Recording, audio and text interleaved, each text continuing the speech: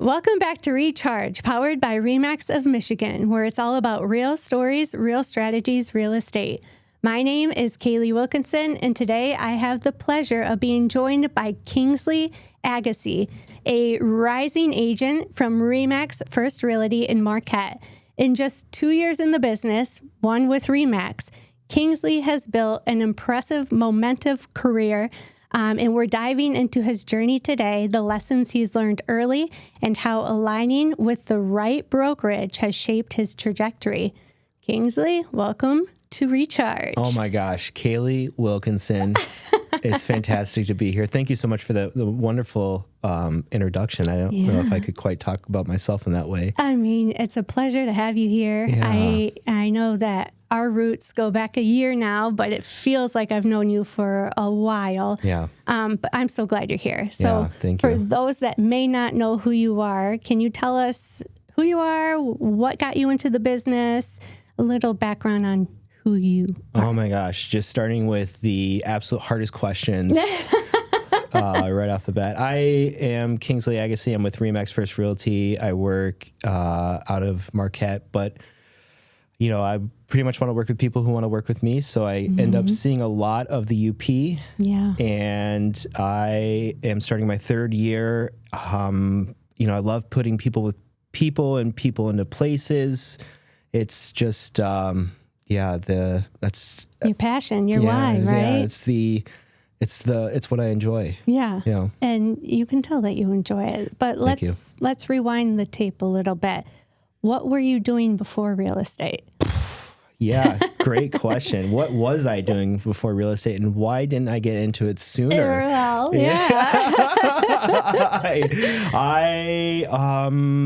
I was a commercial cannabis consultant for a number of years, and you know, that really enabled me to have a certain kind of lifestyle that maybe wasn't, you know, for the best, and you know, I ended up going towards like a path and going to like a hard reset, like about four and a half years ago. And I went to inpatient rehab, and then I went to a halfway house and I restarted my life.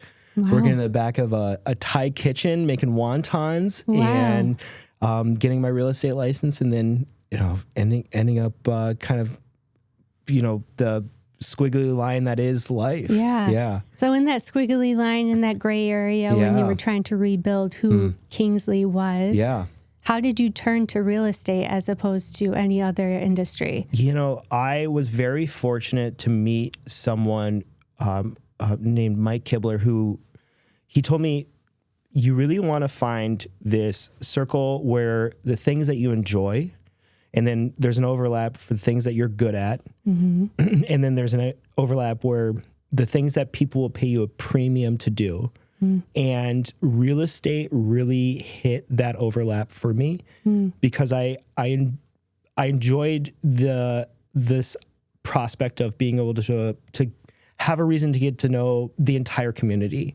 Right. And to understand what, you know, Joe and Jill did, and, you know, what was going on. And it really pushed me outside of my comfort zone. Yeah, you're putting yourself out there when you're kind of in a spot where you might be unsure of who that even is anymore, right? Yeah. That's, you know, it was such a like thing that was interesting to me. And, you know, there's always this things that you think you know what something is, and then you end up getting into it. And it was just way beyond anything I could have ever imagined, really. Yeah. I mean, it sounds like it changed the trajectory of who you are and why you do what you do and why you wake up in the morning and put your shoes on, right? Yeah, that's well said. Yeah. Yeah. Wow. So it sounds like it was kind of a gradual pull to real estate, but was there a certain like moment where you said, I'm doing this real estate thing? Like, this is no going back. I wish that it was my choice. Yeah, there was this moment. I was working in the back of a Thai kitchen, the rice paddy. If you know, you know. And that like I kind of got the news I was getting let go, and it was like this moment of like, okay, I had started my class, and I was at this moment of like, okay, I'm going to keep doing what I always done, or am I going to build a career? And there were all these different like people that crossed my path, these coincidences, these different conversations that nudged me towards thinking that like God wanted me to get into real estate. And, I stopped fighting it, and I just like took that leap where I was like, okay, I'm going to do this within this period of time. I did. And, that really like nudged me towards that momentum of going down the real estate road. Wow. Yeah. I mean, that's pivotal moments. I'm sure like life-changing conversations you had with yourself, with God. Yeah. Just wild to hear where you were and why you're here now. So thank God you heard that call and you took it. The feeling is mutual. I bet. So you're kind of going on year 3 now in real estate. Was there has there been a deal, a client, or a milestone that made you think, okay, I'm doing this. There's no going back, but I can really do this now? Yeah, I think it was, there's always these moments early on, and I talk about this with people who I see like starting off in a small business, where I kind of got this carrot, right? I was grinding, and I was putting the inputs, and I necessarily wasn't getting these grandiose outputs. But there was a moment, I think, early on where I was, rewarded for my service, right? I kind of like, I was kind of doubting it, and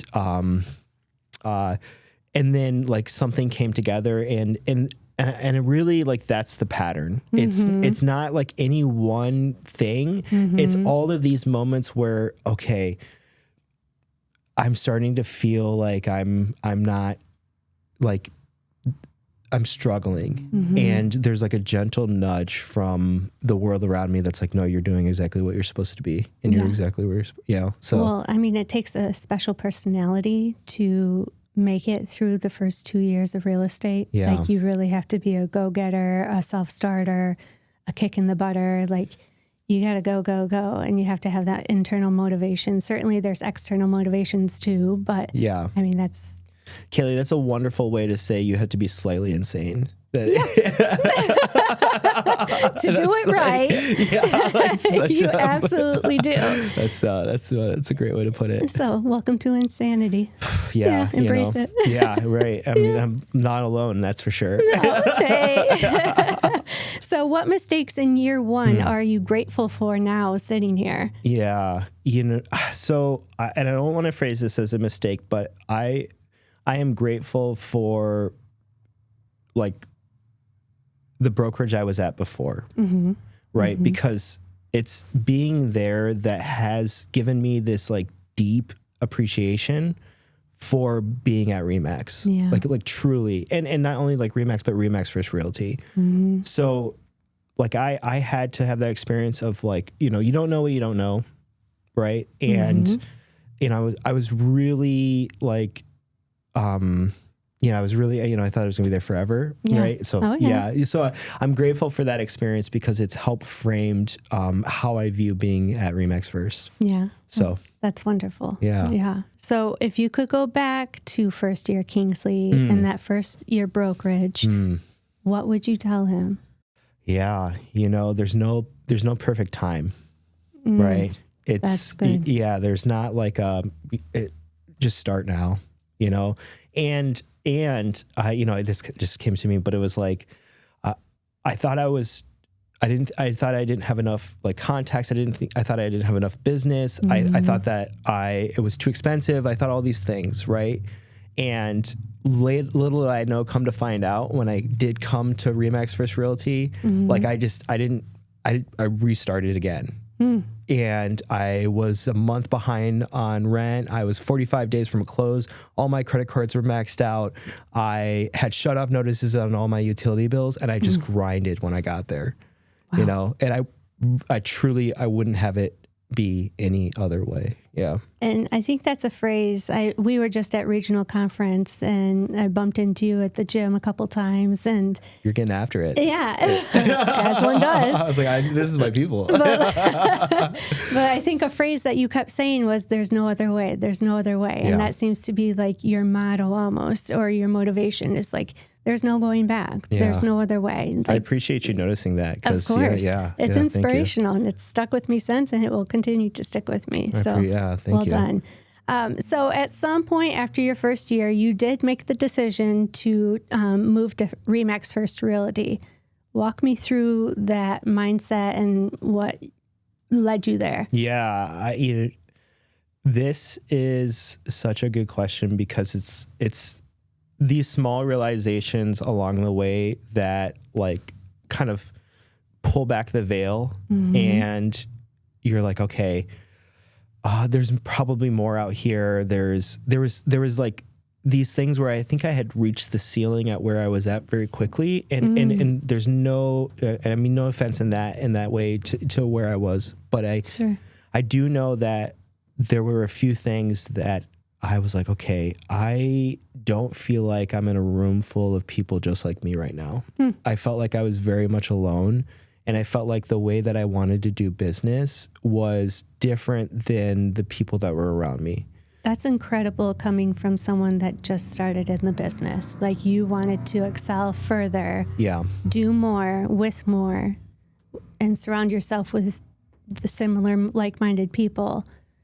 And you're just you're still learning, right? Yeah. Like, good for you. I was grateful. And, there's that intuition there. And again, I can't take credit for it. I think it has to be like a God moment, right? Like, speaking to me, because I mean, how could I don't think it's possible. So I was grateful for those sort of moments. And then I have to get credit where credit is due, because there were so many different agents from RE/MAX that I kept crossing paths with, like Christine Goupel.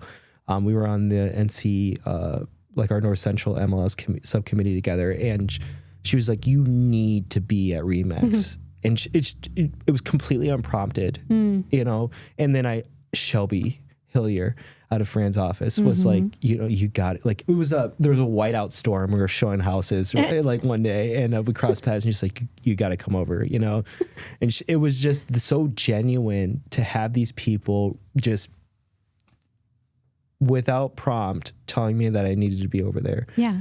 And eventually, like, I kind of started to break the surface, and I think I started to get it. That's good. I got in there. Yeah. I mean, for other seasoned agents like those that you mentioned, to be able to acknowledge and see the determination and the work ethic that you were putting out there day in and day out, snowstorm after snowstorm, because you're in Marquette, for God's sake. So, like, just to see that and to encourage you. Yeah. That's beautiful. There is, something else kind of came to me too, but I forgot it. Maybe it'll come back up again. If it comes back, let me know. It's going to happen often. So, obviously, the people shaped why you chose RE/MAX and RE/MAX First Realty specifically. Is there anything else about the brand that drew you in?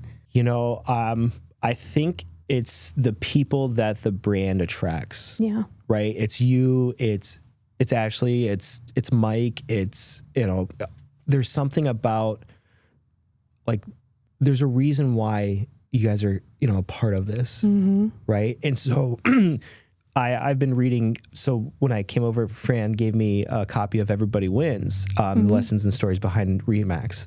And when I think, like, as I read that, it makes total sense that all of us are here together, right? It's this sort of like, the intention of the brand is to be of service and to attract high-performing agents, right? Yeah. And we do that because it does that because the intention is to provide value to those agents. And so it's so clear to me, like, that it's true, because or else people wouldn't be here. Right.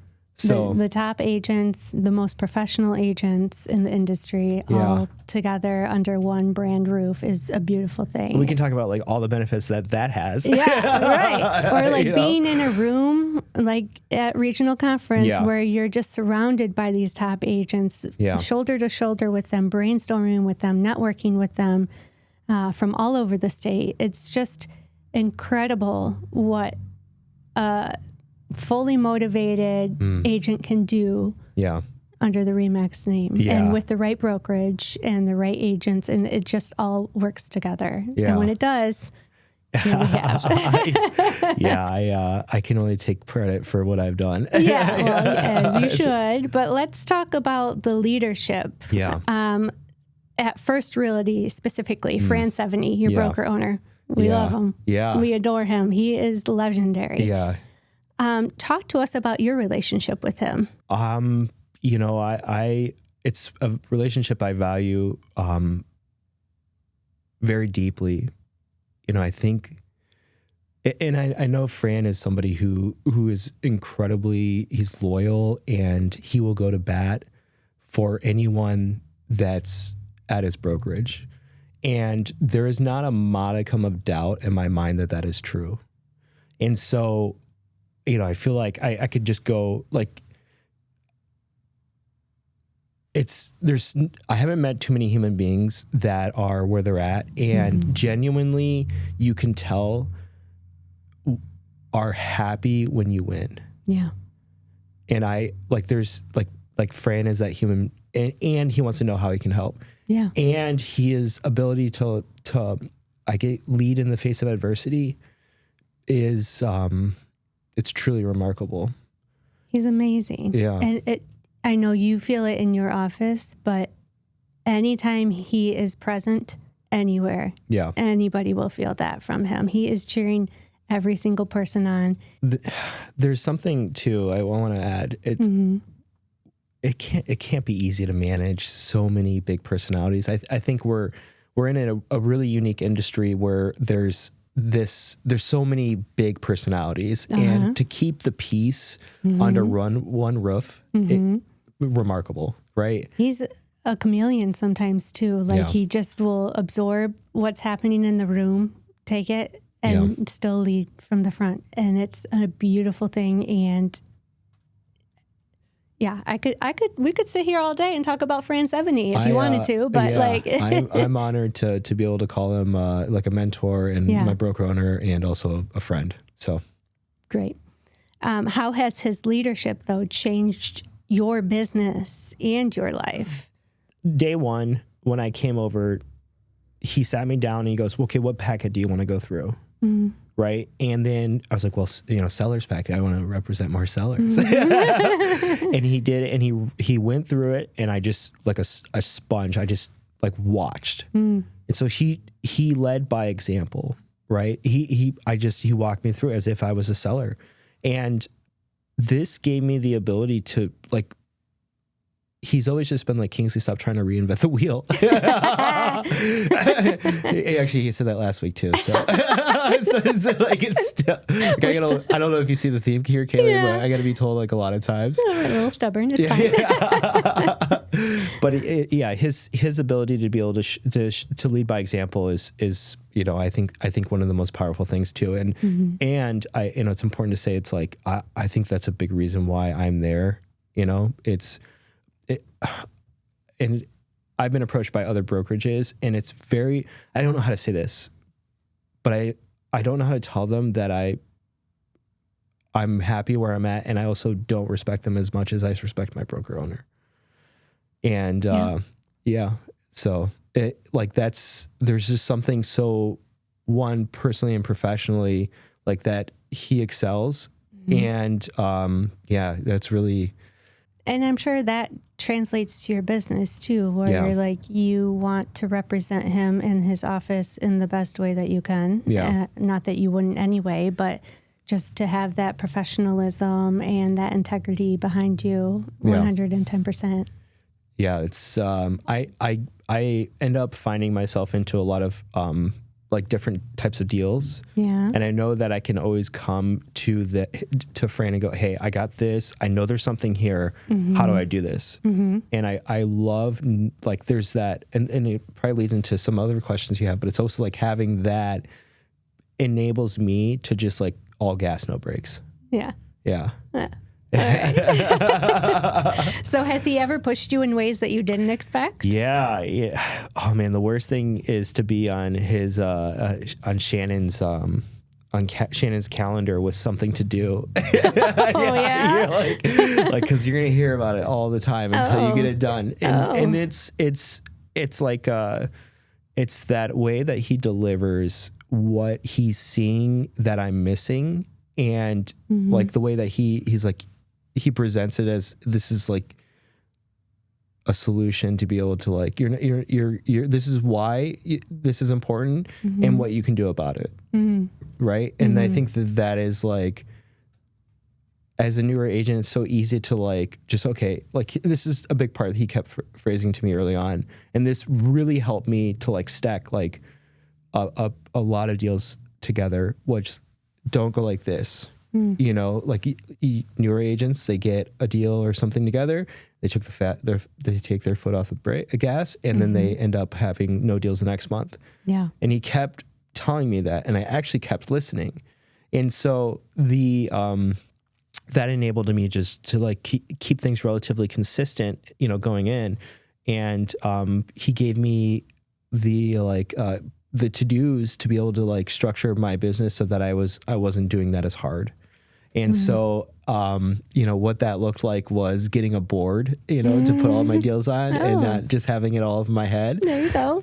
Yeah. So it's something as silly as that, well, right? That's great. Yeah. I fought them for a while on that. Shocker. Again, an overlying theme here. There is, yeah. Oh, goodness. So how has being aligned with the RE/MAX brand, what has that done for you in your market, in Marquette specifically? Yeah. I mean, in Marquette, everybody knows RE/MAX. Yeah. And so as a newer agent, I had this, you're with RE/MAX, right? And there's sort of this unspoken, I guess, air that comes with it, this aura, right? And a reputation that's not yours, right? But like the brand carries it for you. Yeah. That's exactly what it was. Yeah. It's like people, like experience wins through reputation, inexperience wins through preparation. And, for me, I really benefited from the aura of the reputation of RE/MAX because I had only so much experience, and that's exactly what I got to. Yeah. Can you feel the difference in a listing appointment as a RE/MAX agent versus when you were not a RE/MAX agent? Well, yeah, it makes the conversation a little bit easier when they go, "Who's that?" You know, that's and true. You're like, well, and you kind of go into that, and so there's that name recognition, the brand recognition too that comes with it, and those little balloons too, you know. That's right. Has the brand opened doors in different ways than you previously perceived? I know when I talk to a lot of newer agents, the balloon might not feel so warm and fuzzy, but then when they get in and they see what it can do for them, it's a total game changer. Yeah, I think not just the recognition of the brand, but what is behind it, right? Yeah. It's the tech tour, it's the CR, it's all the tools that are, it's the, it's being able to like know that it's the conference. Yeah. Right. Like it's the synergy that comes with that. How do you articulate that to somebody? Right. Truly. Without being submerged yourself. And also the value or the importance of it too. Because, unless you're there, unless you for me, I ask myself, like, how do I make the most of this? And it's like I try to meet as many people as possible because I just never know why, right? Right. And, then with Sidekick, right? Like the things that the tech that RE/MAX is bringing is incredible and it's cutting edge, but also like the people that are showing up to like just conferences or that are here, it's like, I mean, I never could have seen the benefit of that until I was here. That's true. Yeah. Yeah. So how has being surrounded by other driven agents influenced your standards? I know you and I have had conversations about different agents in your offices and how they've kind of helped you along the way or motivated you maybe when you were down. Yeah. How has that influenced you? So, you know, there's a Monday and you're like, oh, okay, all right. Like I showed houses all the way through the weekend. And then you hear like Michael Lissick across the hall just ripping calls, you know, and like Gina Feltner down the hall just ripping calls. And you're like, I better start ripping calls and checking in with people because that's what so it's this, you know, like, or it's the way that people hearing just even for a second, how they present information, how, you know, and it's like all of that comes from being around it and being in the office too. Right. And, like there's been times too, it's just like wandering down and asking somebody, oh, well, yeah, sorry, I'm going to jump over to this, but like talking to Patty and just seeing like Patty Nofel, who's Frida Wara's licensed assistant, and just hearing her strive for excellence and the standard that she holds herself to and strives for it. It's like, I mean, that's so beautiful. Like, how does that not motivate me to want to strive to provide a better service, right? Or the conversations I have with Kelly and like navigating Kelly Ginshaw and navigating insanity and also, you know, just I can go anywhere in that office and have a conversation that's meaningful. That's with somebody who's professional, like authentic, you know, just real, raw, and just crushing it. Like there it is. Yeah. Yeah. That, I mean, being in the office full of other agents is, I'm not going to say an anomaly at this day and age, but sometimes a rarity depending on your market. And I think your office is living up, like there's energy there. Yeah. And I think, again, that goes to Fran and what he's done for that office. But it also goes to like who he's hiring. Yeah. It's not a fit for everybody. We know that. But to be able to bounce ideas off of people that are right next to you is invaluable. So I'm glad that you have that opportunity to do that. I really am too. It's like I will pay that desk office like all the time. Like, I mean, like I can't afford not to. That's the best way to put it. So if a new agent is listening today and wondering if a move to RE/MAX is worth it, what would you tell them? I think that line, I can't afford not to be there. You know, if this is what I want to do, if this is like, if you want to be a professional, if you want to be surrounded by professionals, like you need to be there. There's no substitute. There's comfort, sure, in being where you're at, or, you know, but it's really like, for me, I wish, I'm very happy that I got there when I got there because I obviously it's reality. But, yeah, I think it's just, you got to do it. If it's what you want to do, you got to surround yourself with the people who are doing it. That's right. And I think, you know, half of it is doing what you got to do, the grind. The other half is the mindset, right? And the growth that happens with that mindset. And so in just the 2 years that you've been in the industry, how has your mindset changed to elevate you to the success that you're seeing now? Yeah, that's such a good question. Yeah. Because it's like, how do I boil down the last like couple of years? Yeah. And I think there's two types of agents, and there's agents that wait for the phone to ring, and there's agents that are calling. They wait to be called, and there's agents that call. And so Fran was very adamant about creating, like, we're in the business of conversations. And I remember hearing that, and like, for whatever reason, it stuck out to me right away. And so I was just like, I'm in the business of conversations. I have to create business. Yeah, if you're not talking, you're not making any money. Yeah. I mean, you really aren't. You're just sitting there and waiting for something to happen for you. It's not going to happen. And there's all kinds of ways to be able to like get those conversations going, because all I have to do is go into the office and just talk to people about their different markets that can generate a conversation. So like, it's like, there's that, right? There's another reason why it's valuable to be able to like have an office full of people who are doing it full time. Yeah. And then also being, so sorry. No, you're fine.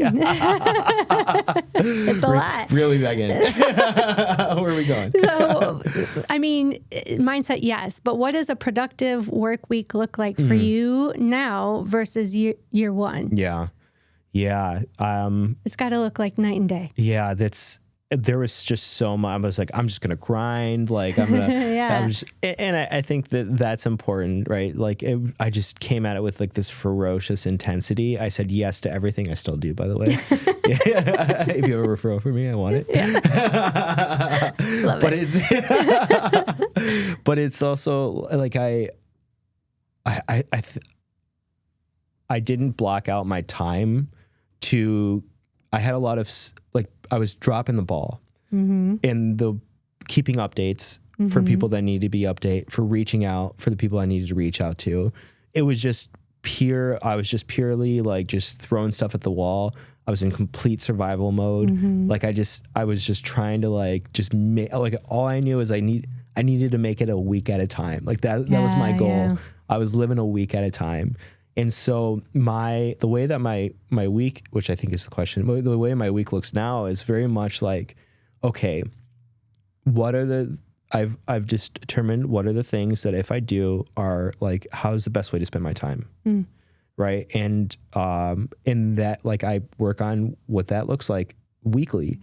Right. And it's because, and I look at how other people are spending their time and then I go, okay, is that a fit for me? So I block out time.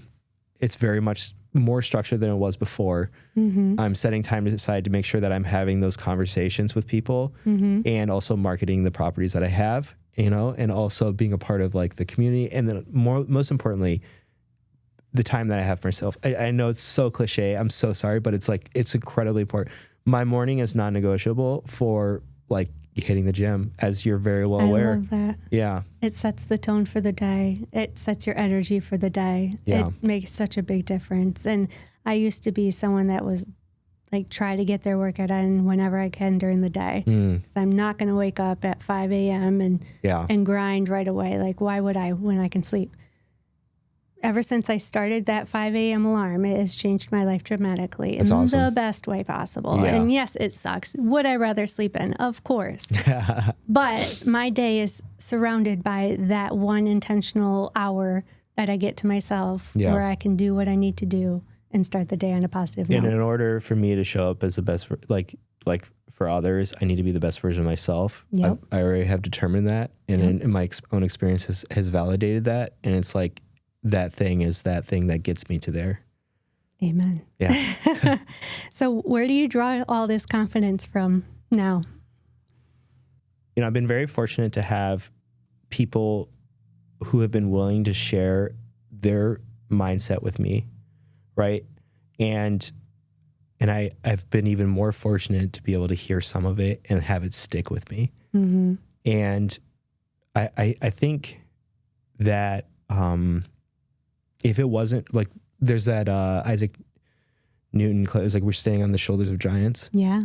And so that really, like, I've been very blessed to have like these deep conversations with people who I admire and respect and know that I'm not alone. But also those conversations have helped guide my mindset to understand that they're just as human as I am.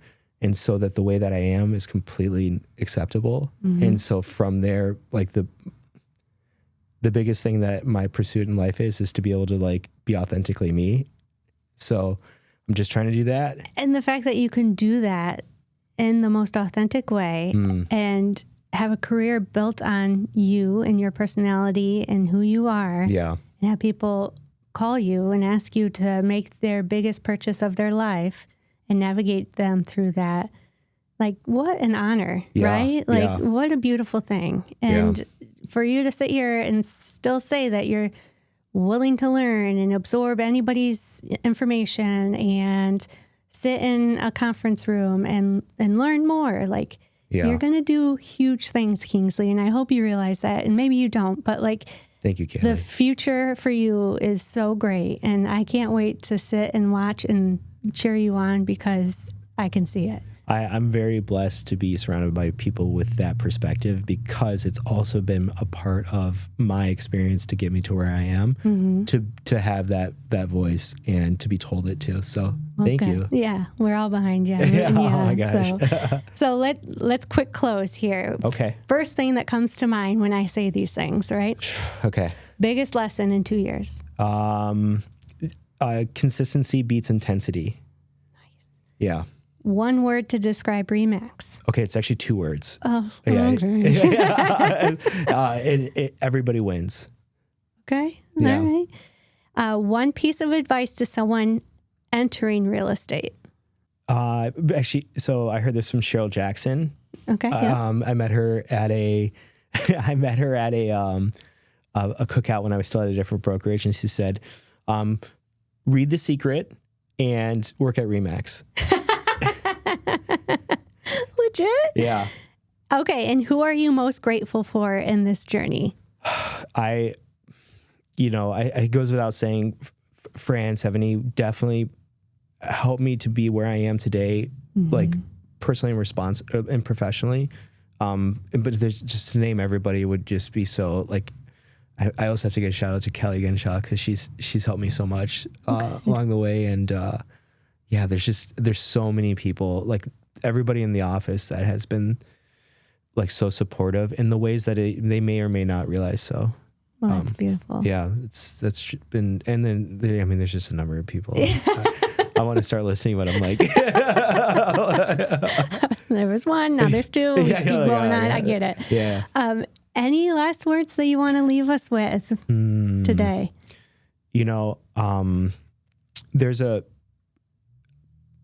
There's a quote that I remember. It's persistency gets it, consistency keeps it. Okay. And I think. And then also, there's been no like magic bullet. Like that's the thing I get from every conversation that I have at conference when I go. It's not like there's not one pivotal thing. It's like, and I took this from somebody else, but it's like 1,000 golden BBs that like get it done. Yeah. And so like, and then one more is the life I want isn't the work I'm avoiding. And so I those things all together like help me to like have the mindset that I do, and that and like being surrounded by just exceptional human beings that are willing to share with me what they have. That's and great. So yeah, I love it. Yeah. How would someone connect with you if they wanted to? Oh my gosh, you can find me on Instagram, Kingsley Agassi. And then also you can Google me, but you can, I think the best way is to call me. There you go. 906-204-5282. I'm also on Facebook too. I got all the socials, probably, I think. Yeah. I should probably make sure that's true. I love that. Well, Kingsley, thank you so Kaylee, much for being here today. This has been such a fun conversation. Thank you for being so vulnerable and letting us know your journey and your successes, your failures along the way, giving nuggets to the listeners that maybe just join as well. So thank you. Yeah, of course. I really appreciate you. It's like when she asked me, it was like you were working out and then like hawked me down. I did. Thank you so much. I appreciate it. Of course. Yeah. And for everyone listening, thank you for tuning into another episode of Recharge. We hope today's conversation you left with a nugget or two, some inspiration, and definitely some belly laughs, I'm sure. And if you found value in this episode, be sure to subscribe to our channel so you don't miss another episode of Recharge. Thank you.